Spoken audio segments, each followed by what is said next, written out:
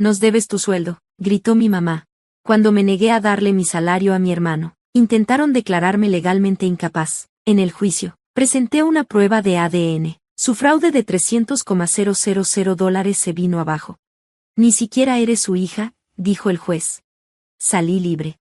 Hola, Reddit. Antes de empezar, muchas gracias por ayudarnos a llegar a los 5,000 suscriptores. Su apoyo significa el mundo para mí, y esto apenas comienza. Vamos a seguir creciendo esta comunidad increíble, más fuerte, más grande y mejor que nunca. Empecemos con la historia. Soy mujer, tengo 26 años y trabajo como ingeniera de software en Boston. Vivo sola desde los 21, pero mi historia realmente comienza hace 2 meses, cuando mi madre me gritó esas palabras. Nos debes tu sueldo. Su voz sonó tan fuerte en el teléfono que tuve que alejarlo de mi oído. Y eso ni siquiera fue lo peor. No hablaba de cuentas pendientes ni de una emergencia. Quería que le mandara todo mi sueldo mensual a mi hermano menor, Evan, un emprendedor de 24 años que ya había fracasado con 3 startups y se había gastado 2 fideicomisos. Todo eso mientras vivía sin pagar renta en casa de mis papás y trataba a todos como si fuéramos una molestia. Todo empezó con una solicitud amable. Evan necesitaba dinero para iniciar otro de sus negocios. Le dije que no, de forma clara y calmada. Apenas había terminado de pagar mis préstamos estudiantiles y por fin estaba ahorrando para comprar mi propio departamento. Pero de alguna forma, mi negativa se convirtió en una guerra familiar. Mi papá no me llamó, pero mi mamá sí, todos los días. Pasó de hacerme sentir culpable a amenazarme directamente. Eres una egoísta. No tendrías ese trabajo si no te hubiéramos criado. Nos debes todo, te hicimos quien eres. Hasta que un día, recibí una carta de un abogado. Mis padres habían presentado una petición para obtener tutela financiera sobre mí, alegando que no estaba mentalmente capacitada para manejar mi dinero. Querían controlar mis ingresos, legalmente. Al principio me reí, pensé que era una broma, pero cuando llegó la fecha de la audiencia, me entró el pánico. Iban en serio, querían tomar el control de mi dinero y pasárselo a Evan. Lo peor, llevaron testigos, gente de la iglesia donde crecí, vecinos que no me hablaban desde hacía años, hasta una maestra de la secundaria, todos diciendo que yo era inestable, errática, con problemas. Era como si todo mi pasado me estuviera gaslighteando. Contraté un abogado. Bueno, cuando revisó los documentos y declaraciones, me dijo que algo no cuadraba. Había inconsistencias raras. Declaraciones de ingresos falsas. Notas de un supuesto terapeuta diciendo que había sido hospitalizada, nunca pasó. Una evaluación psiquiátrica con una firma falsificada. Ahí supe que esto no era solo por Evan, había algo más grande detrás.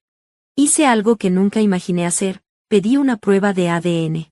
Llámalo intuición, pero por años me sentí como una extraña en mi propia familia. Mis papás eran fríos conmigo, pero consentían a Evan. Siempre había tensión entre mi mamá y mi papá cuando preguntaba sobre mi infancia. Y cuando tenía 16, escuché a mi papá decirle a alguien que nunca le perdonó a mi mamá lo que hizo. No entendí en ese momento.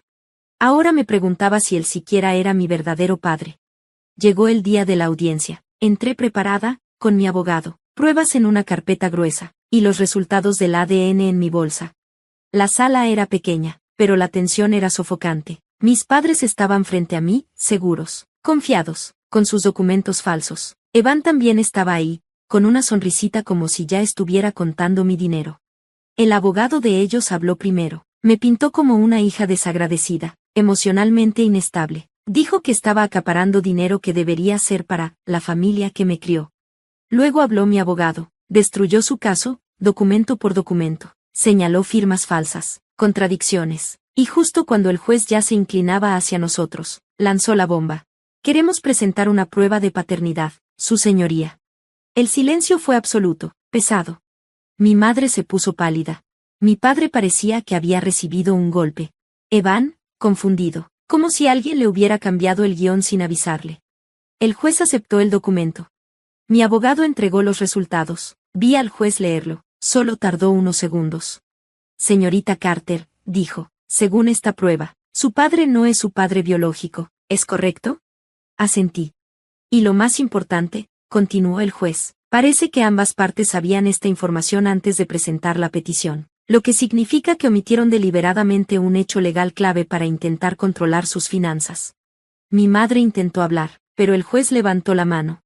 Señora Carter, Sus acciones rozan el fraude. Usted presentó documentos falsos deliberadamente. Y usted, volteó a ver a mi padre, ocultó que no tiene autoridad legal sobre una mujer adulta que ni siquiera es su hija biológica.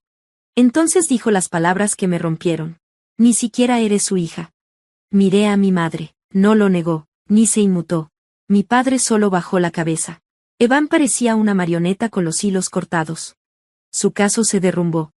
El juez desestimó todo y me sugirió que presentara cargos por fraude e incluso abuso emocional.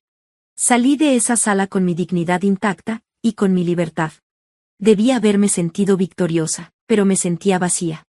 Toda mi vida había buscado su aprobación, su amor, su aceptación, y ahora, descubrí que nunca fui parte de ellos, solo fui un cheque, una herramienta. Esa noche regresé a mi departamento y me senté en el piso, sin llamadas, sin mensajes, ni una disculpa. Pero eso fue solo el principio. 3 días después, llegó una carta certificada. Mis padres ahora exigían una compensación por haberme criado. Adjuntaron una carta escrita a mano por mi madre, diciendo que como nunca fui su hija realmente, les debía 26 años de renta, comida y educación. Sus palabras eran veneno: nos robaste la vida, lo mínimo que puedes hacer es pagarlo. Me reí en voz alta. Luego lloré. Y después, hice mis maletas. Había algo más que tenía que hacer antes de cerrar este capítulo, algo que ni siquiera le había dicho a mi abogado. La prueba de ADN también reveló algo más, el nombre de mi verdadero padre. Y ya lo había localizado. Leí su nombre por 100ª vez. Daniel Keading. Al principio no significaba nada, solo un nombre, pero buscando en internet encontré una dirección en Vermont, a solo 2 horas.